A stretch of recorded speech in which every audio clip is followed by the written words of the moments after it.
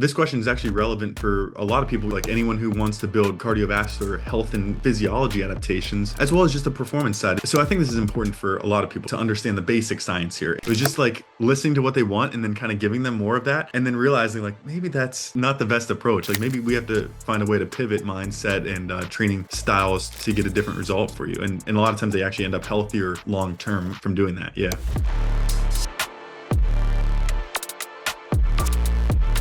All right, welcome back for another episode of Strong AF X Well Conditioned. My name is Jason Brown. Today I have a special guest, Matt Casturo from the Movement System.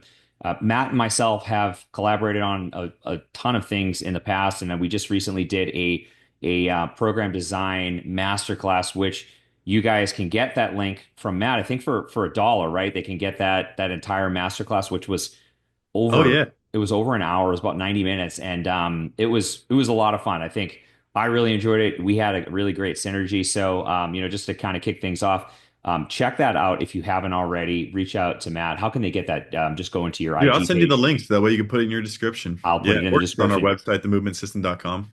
Even easier.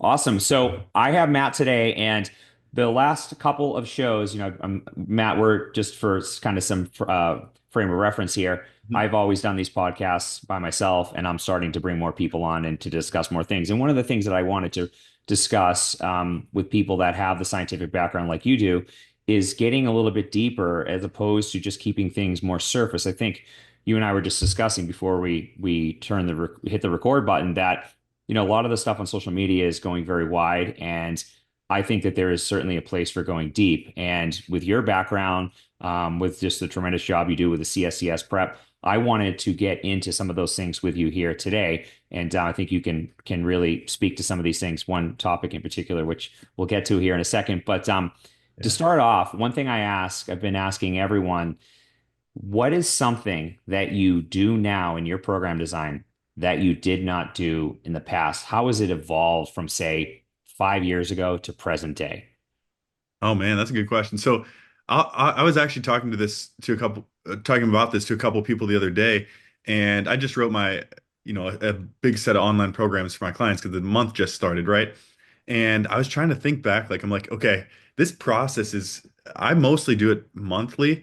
I think if you have a large roster of clients, you're going to need to do weekly or bi-weekly, but at least once a month, I've been kind of refining this process for years now.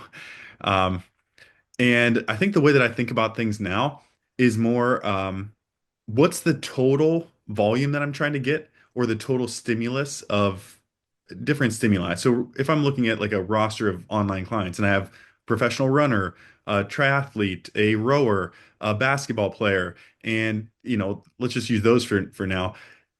Each of those athletes is going to need a different volume of stimulus in regards to aerobic training, in regards to plyometric training, resistance training, and even within that resistance training, strength stimulus, like max strength stimulus versus more like power and explosive work. And so I think about it big picture like that first. And let's just say for my runner client, my professional runner client, he's doing 2 to 3 strength training sessions per week, depending on, proximity to like an A race. And if I'm in this like, kind of more off-season time period, maybe there's a B race in a month or two, but he's, months away from primary racing, then I have time to put in more plyometric volume, right? Like we can do like more base building. Like his aerobic training is going to be endurance based and long, slow intensity work for the most part. Um, this is a good time to build max strength. This is a good time to build some extensive plyometric work and maybe introduce like new training methods because you typically don't want to introduce new stuff right before an important race. Mhm. So that's how I'm going to think about like kind of what he needs, and then I'm going to distribute it throughout the training week. But I'm thinking big picture and then down to small, right? I think what gets coaches into trouble is when they're thinking small, right? Like they open up the training calendar for their client and they think, okay, I'm going to start on Monday, so I'm going to hit Monday. And then I'm going to start on A1. So I got to pick an exercise. So I guess squats. And then they go to the next exercise. Well, I guess I'll do this exercise and this. And I when you're hope going they're not doing it exercise that by way. exercise, it's just tough to program that way. I think a lot of people start that way or like start on a template and they're like, well, I got to start on day one and just start filling it in. But I think if you can think first about like, what am I trying to accomplish this month? What am I trying to accomplish this week? Okay, it's, plyometrics. I want to hit these three exercises.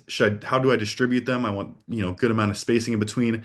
I'm gonna know that like 15 minutes of my session on Monday and Thursday are going to be plyos, right? Mhm. And then you can actually go pick individual exercises. But I like to kind of in my mind have like the structure of the week and the structure of the session, and then it makes it actually really easy to pick exercises because if I know, that roughly I want 60-foot contacts of plyos, then I can just go to my list of plyos and then pick the most appropriate ones, Mhm. and plug that in, and make that process pretty kind of quick. So Mhm. that's that's how it's changed over time.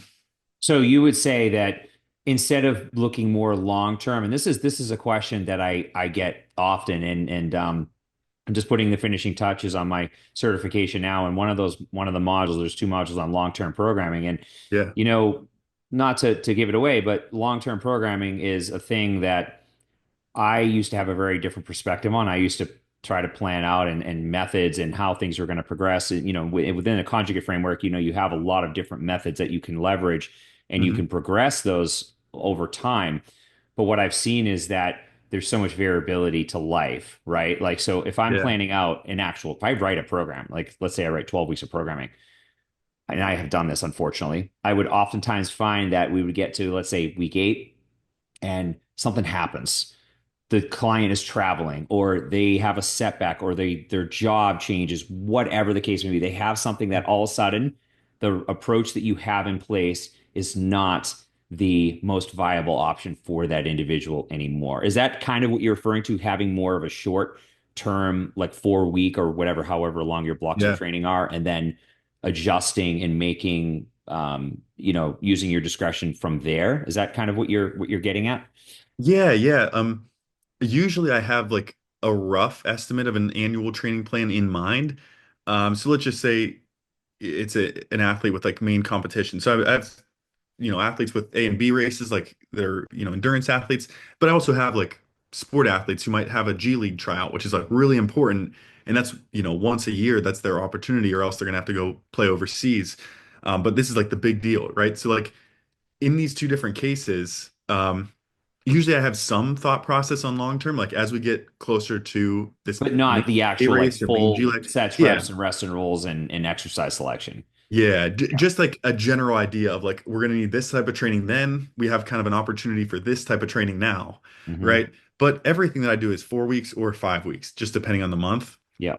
And this I think works out from like a business standpoint too, where you can keep everyone kind of month to month. Yes. At least the way that I do it. I know some people do have like 3 or 6 month plans, but yeah, what I do is month to month, and even the variability that you're talking about is even down to the session level. Because if I go to a speed session and I'm working with a guy who can usually run 10 yards in 165 and Hmm. he's running 175, 179s today, like then our speed session is going to move, right? Like it's just not effective. Yeah. So even down to the individual session level, that's going to happen. But definitely at the week level, right? Because, like if you're, and this is true of conjugate of, or of really any system of training that's going to have like objective measures that you're working towards. If you're seeing the numbers go up, you're going to just double down on that and keep it going. Yeah, right. Like it doesn't make sense to have this like long-term annual plan with 46 rows and 100 colors to it. Like I kind of liked that stuff like a couple years ago, having these like fancy annual plans. And in the college strength and conditioning setting, you might need that from, communication with a athletic director and head strength and conditioning coach. But I think for most people, like most people working in the private sector, most people managing a roster of online clients need a little bit more flexibility, uh, to just be able to gauge like what's working and where to go next. Yeah. Yeah. That's a great point. Yeah. So having some flexibility. And I think, it sounds like you're working with a lot of people that have a very specific thing they're training for. Whereas, for myself, I'm not necessarily working with my people, I like to say, are like kind of everyday athletes or former Yeah, athletes. They still want to push, but they have to do so in a little bit more strategic way. Otherwise, you know, they tend to flare up some old aches and pains. So the management of that is a little bit different. And again, it's more concurrent where we're still doing the same amount of aerobic work, the same amount of strength work, the same amount of, even getting down more granular to things like your explosive strength and speed strength. Um, yeah, and of course, then, if there needs to be a change, someone can go between potentially a different training split altogether, and they get obviously a different volume and different level of intensity and different bias in terms of the quality of fitness. Yeah. So that's really cool, Matt. I think one of the questions that I wanted to delve into you with you today was getting into talking a little bit about lactate, and I know you've done a great job. Some of your YouTube videos on this, I was watching. Geez, when did you start on YouTube? Was that like It's 2018? about 5 years ago. Yeah. Yeah. Okay. 2019, 2020. Because I always refer to the Krebs cycle video. I know I've watched a few times, and in grad Yeah. school, and I think it was in grad school. Maybe time, my concept of time is a little bit off. But needless to say, I remember watching a lot of those Yeah. videos and just getting a ton of value from them. And I think one of the topics still that's misunderstood is obviously fatigue in a training session, fatigue that exists as we have other things that come into our life outside of the gym. But one of those things that I still hear about, believe it or not, is lactate, and understanding the difference between you know acidosis that exists in skeletal muscle as opposed to lactate threshold. And of course, people are still saying that lactic acid was the thing that causes the burning sensation during your Yeah. training session. And obviously, we know that that's not the case. But I think that there's a number of reasons why people have come to that conclusion, and why they might have that information in terms of it not being correct physiologically speaking. Mhm. And honestly, one of the things that I kind of just connected the dots with lately was the aspect of type 1 muscle fibers being more lactate consumers. And Mhm. I think I've heard this for as long as I've been investigating, going deeper with metabolism, Mhm. the ability of lactate to be a fuel source. So, not to, get too far in any one direction here, but I think that I was hoping that maybe you could discuss lactate in kind of more of a broad scale view, and maybe discuss some of these topics as it relates to things like lactate threshold and lactic acid burn, which we know is a Yeah. misnomer. And of course, lactate consumers. How do we use lactate as a fuel source? Because I think that, people from the endurance side of the world definitely have more familiarity with these things, and things Mhm. you talk so well about lactate threshold all the time. So I was hoping maybe you could discuss that for a few minutes, and give the audience some frame of reference there. Yeah. Yeah, great question. And the way you lined it up, I really like because we could take this in a couple different directions. We could take it to the exercise physiology, which is where we'll start, Mhm. and we can also then take it to application to training. And I'll kind of talk about some of the context in which I think it applies and how I think about it.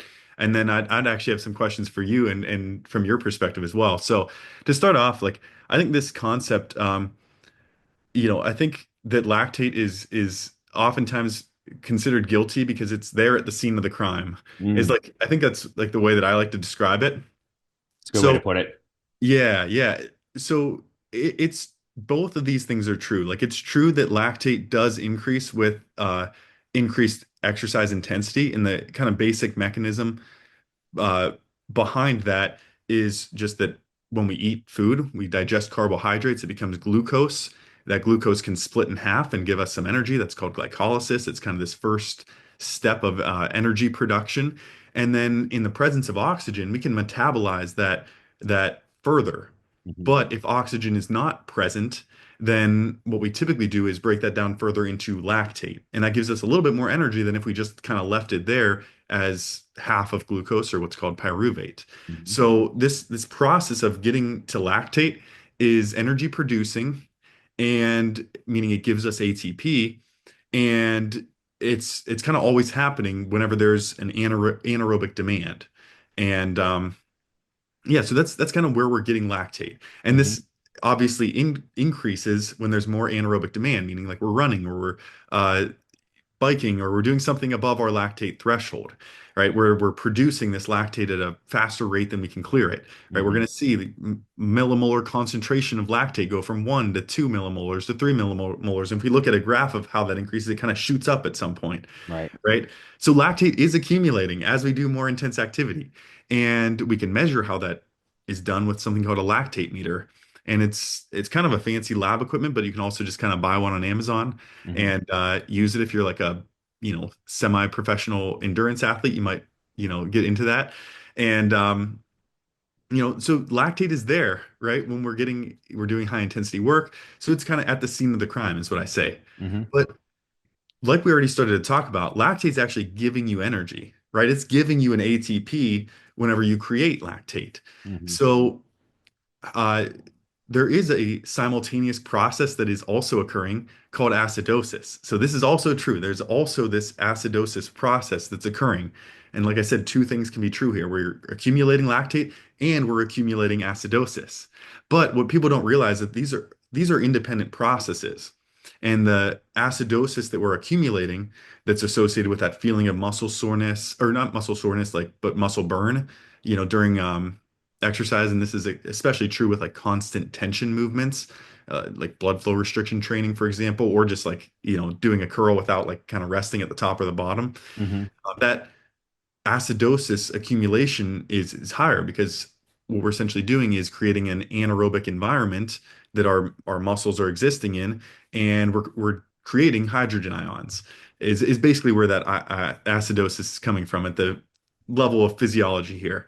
Hmm. But those hydrogen ions are created from the process of ATP breakdown, not from the process of uh, pyruvate to lactate, Hmm. right? And in fact, that lactic process is actually kind of oxidative, and it's again energy producing. It's a buffer. It's that's kind of more the more technical term for reducing this acidosis that's going on. Hmm. So these processes are essentially just occurring simultaneously, and I say that lactate's at the scene of the crime because it's kind of a correlate to what's going on with acidosis. So it's actually a useful thing to think about, like the fact that we understand lactate threshold, the fact that we can use a little prick on your finger and measure lactate and lactate accumulation.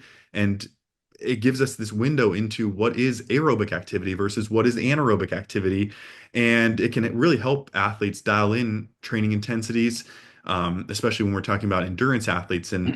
You know, and we could talk about training strategies related to this knowledge, but it's really helpful that it exists. It's just unfortunate that it kind of gets lumped in as A this bad like, rap. yeah, Yeah. yeah. Yeah, I mean that's very helpful. I think obviously in your world in the running, working with endurance athletes, it's Mhm. obviously more of a phenomenon, something that is more applicable to what they're seeing in the training session and of course in their races. I mean, I know you've talked about a myriad of strategies, as far as training perspective, and I don't know how many runners are listening to this, but if Mhm. someone wanted to get better at buffering and clearing lactate and being able to um, potentially increase their lactate threshold in the onset of blood lactate accumulation, what is the basic strategy for just kind of like the layman just to say, all right, we're going to train close to it for X amount of time for X amount of weeks and Mhm. progress it as we would anything else over time? Is that a fair Well, yeah, assumption? that's a good question, and I think that this question is actually relevant for a lot of people, even beyond runners, like anyone who wants to build cardiovascular health and physiology adaptations, as well as just the performance side to be able to feel good. Like people who want to be able to, play a couple games of pickup basketball or have the endurance to just like, you know, go run with your kids and stuff. Um, so I think this is important for a lot of people to understand the basic science here. And I'll first say like this is my big picture thought. And my big picture thought is that it's almost the opposite of how strength training works. So if you were a power lifter, what would you do to get stronger, right? You'd use very, very heavy loads, Hmm. relatively low volume, and your training would involve like a lot of rest and then these really hard efforts, Hmm. right? Yes. And that's how we would maximize the adaptation of strength development. Endurance is almost the exact opposite, right? We actually want a very large volume of work, but done at a relatively low intensity. It's as a broad, big picture strategy, right? Because of specificity, the same way that it's specific to work with these very heavy loads for strength development, it's specific to work with aerobic intensity to develop your aerobic system. And I think this confuses some people because of all the information that's out there about, oh, HIIT training is better than zone two cardio. And, sometimes you see that. We were talking Sprinting about is this the better other than day. zone two.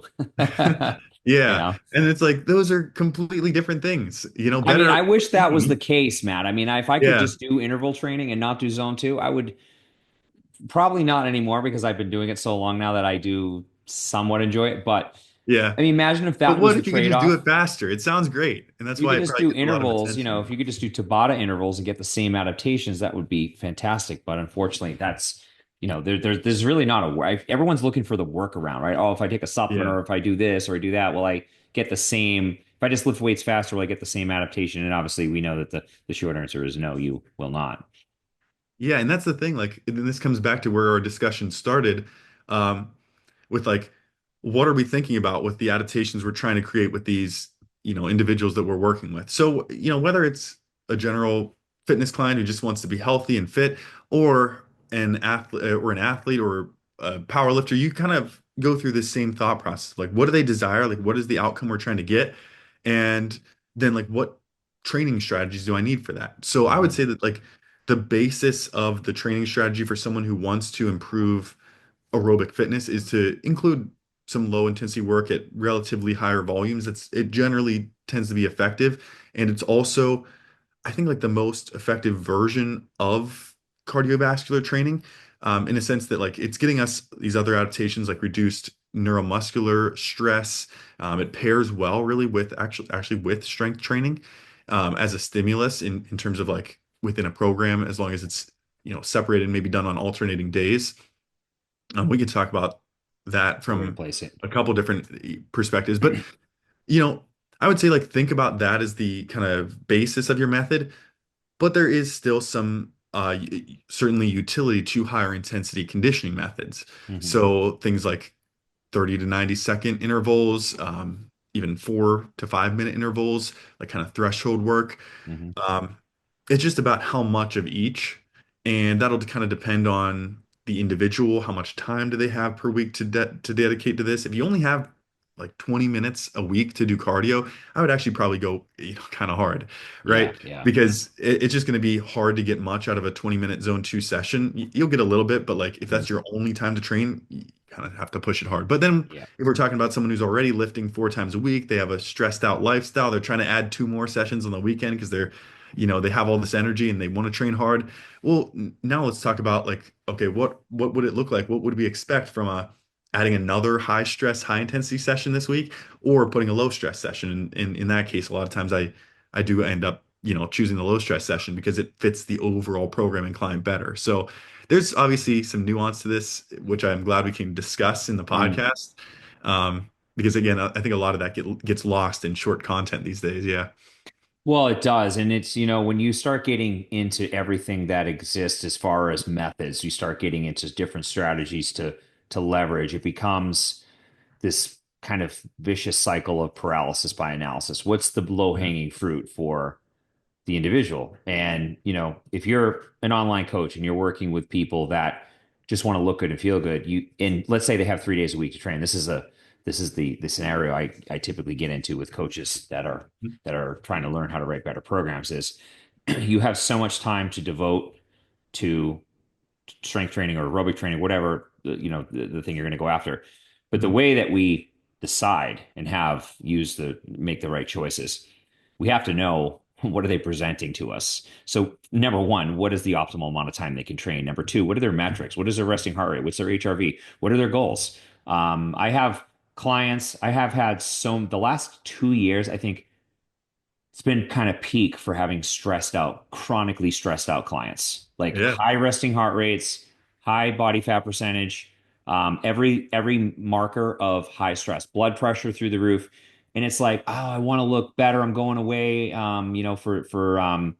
for school vacation in April. I want to look great in my bathing suit. It's like, well, how long do you want to live?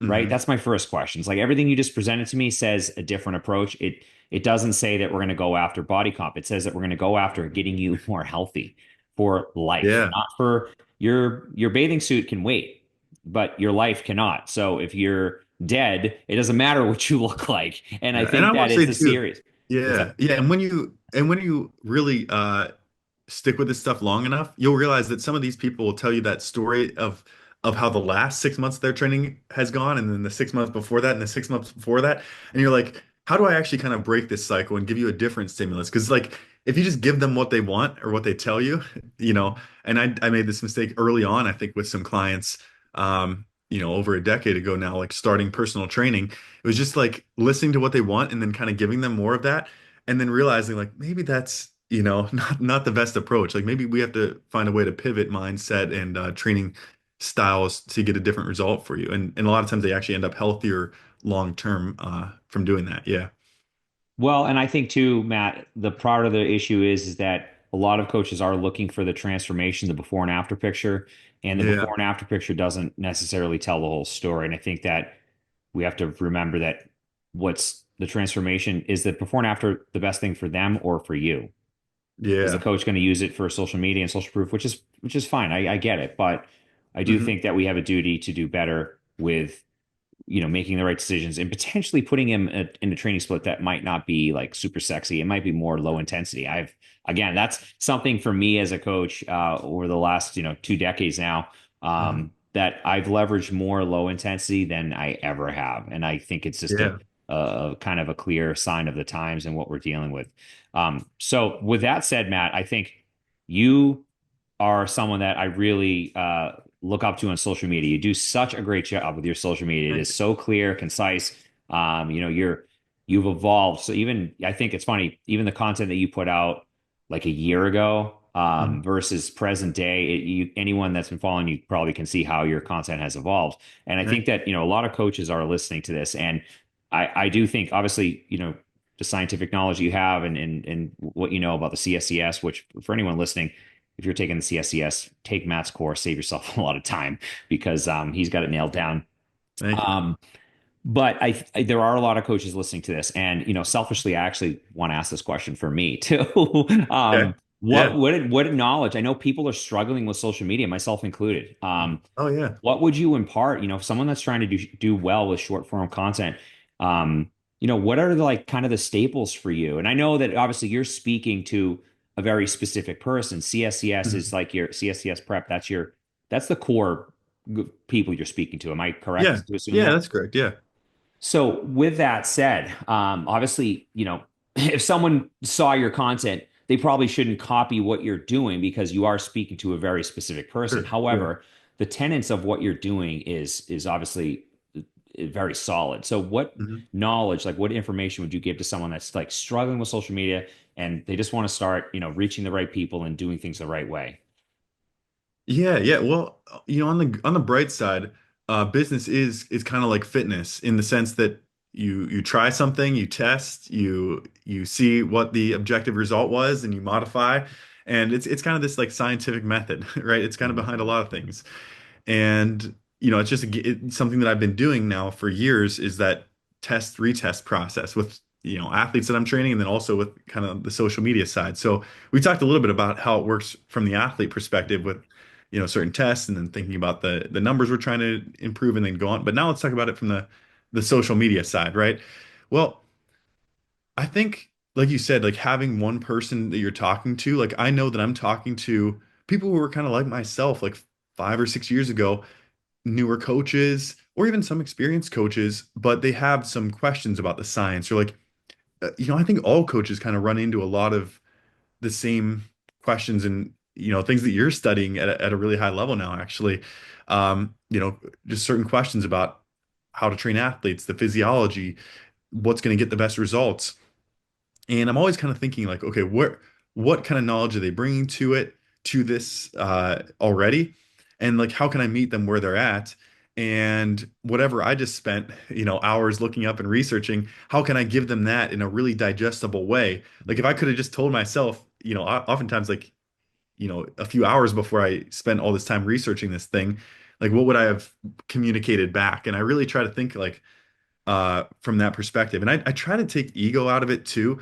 This is, I think, something that like a lot of coaches I see that put out really good information, they're always worried about like what will people think about it, right? So I try to not focus on my own like hard opinions, or like trying to be controversial, or trying to be uh, you know, ostentatious, or like show my own like im stats or anything like that. I try to think like what's going to be most helpful for this person, and that's really what I'm trying to do. And I think a lot of people don't realize how much time goes into some of these posts. Mm, Like usually this is a process of like even for like a a carousel post where you like swipe over, hmm. it probably takes me like 5 to 6 hours often to write one of those, right? Because Wow. there's and I'm talking about total time. Like the Yep. initial time maybe is like an hour of like just jotting down ideas. And this is something I'll do like throughout the week as I'm training, as I'm writing a program, as I'm, reading a book, as I'm talking to another coach at the gym. Like I just constantly adding notes to this like content ideas note on my phone, just in Apple Notes, just so you guys Hmm. get the, Yeah. specific process.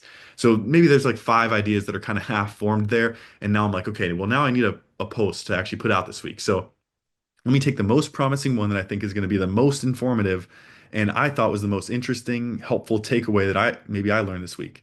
And let me think about how I might format it. Like, and I'll come up with like 3 or 4 ideas for like the first slide of like the title that it might be. And then I'll just kind of start working through it. And it's a lot of cutting down. Like I always want to teach like 5 or 6 concepts in one, and Mm, then I end up trimming it down to like 2 or 3 like main takeaways.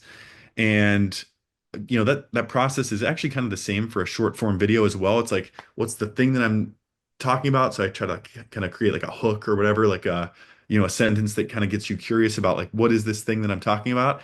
And then I really just try hard to make that informative content deliver on that hook, right? Like if I'm hooking about like, how do you develop explosive strength? Well, then I better explain the science of explosive strength, give you some objective numbers, give you some specific kind of exercise examples or something like tangible, and then also give you like that take home point of like, mm, that makes sense. And if you get, it's hard to get all those things right. And even in our current content, we don't always get them right. But that's kind of always the ambitious goal is just to find something like that. And you can do that for your own group that you're talking to, whether that's, high school athletes who want to jump higher, whether that's moms over 40 who want to lose weight, whether that's, whatever your group is. Um, think about like what they need, what they want to learn, what they want to, what kind of they want to hear and what would be helpful for them, and then create with that in mind. mm. Yeah, I mean that's great advice. I mean, I think obviously it has to be interesting to stop someone from scrolling. It needs to be interesting and Mhm. obviously that's something that we're trying to deal with because there is just so much information out there and I know we discussed this before we were recording, but obviously Mhm. the strategies on social media have become, I mean, I wouldn't have thought that we would be where we're at right now if you asked me like when I first started in social media, whenever that was, like probably almost a decade ago, Mhm. would we be doing like reaction videos or things like that? I would have said, I don't even know what that is. Yeah. So it's Yeah. kind of like weird how things have gone. And I think that a lot of people, myself included, are struggling with this constant evolving machine where it's like you either get on board and do it or you fall behind. Yeah, Is that man, yeah. It's tough. I mean, and I don't think everyone needs to focus on social media because the thing is, like, if you're spending all this time uh creating posts, is that what you love doing, like, or do you actually like training athletes? Like, do you want to just spend your days training athletes? And I sometimes I want to find do the like, latter, but it's become, when you get to a right? certain level, it's like, how do the only way you grow is you have to reach more people. I mean, the Yeah, only way you you do grow, have to, yeah, you kind of have to play the game at a certain point. If you do want, all the stuff that's associated with social media, like the opportunities to work with different people and to have, time freedom to explore different ideas. That is really important to me to have time to like, if I want to read a book and dive into a concept, I need to be able to have time in my schedule to do that. And I like the flexibility that content creation has for that. So, okay, if you do want to play the game, I understand and it is moving fast. To me, it does. I would also agree that it feels like it's moving faster than when I started in around 2017 Mhm. for Instagram and 2019 for YouTube. It seems like almost a year would go by and you'd be doing a little bit something a little bit different, but now it feels like, the pace of change is a lot faster. Like 3 months goes by and you have at least a year's worth of change from, a couple years ago. So that said, I think that the core principles kind of stay the same, like trying to be helpful to the people that you want to help, Know who the the ideal content of client your is, message. people you want to work Yeah. with. Yeah. And the format, it does matter, unfortunately. Like there's certain expectations. Like if you're on TikTok, people expect you to have like a relaxed posture, not a presentation voice. They expect you to have good lighting. They expect you to have no pauses between your words. There's just like certain Yeah. expectations on that platform. And YouTube expects you to reinforce the title of the video. And Instagram expects you to have like a bit more of like a right like professional appearance. So like these platforms do have like things that you kind of need to play by the rules Mhm. to hit engagement. And it's not really the algorithm. It's more just like um, I guess like the culture of the people on the platform and just what you expect when you come to the platform. Mhm. That just changes so fast. Yeah, It it does. really Yeah. does. Well, Matt, this has been great. This has been a great talk. I really appreciate you coming on. Where can people listening find you? Yeah, well, hey, if you like long form podcasts talking about deep science, we have one too. And I do a lot of solo episodes where I kind of research something and then dive into and discuss the physiology. So that's the Movement System podcast. I think most people listen on Spotify now. It Hmm. used to be Apple Podcasts, but I don't think people are doing that anymore. I think you're right. Spotify. I mean, I started filming these and putting them on YouTube as well, and then Oh obviously yeah. the major platforms. Yeah, I don't.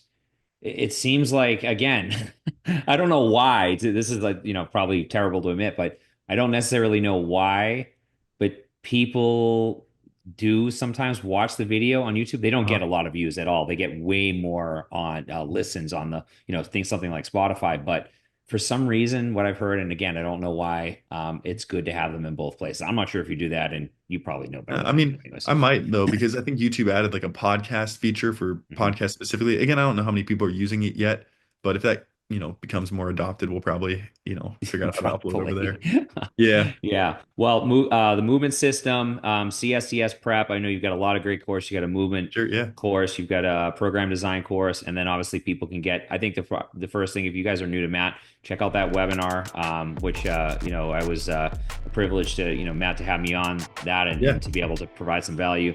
So check that out, and yeah, guys. Until next time, results are king. Thanks, Matt. All right. Thanks.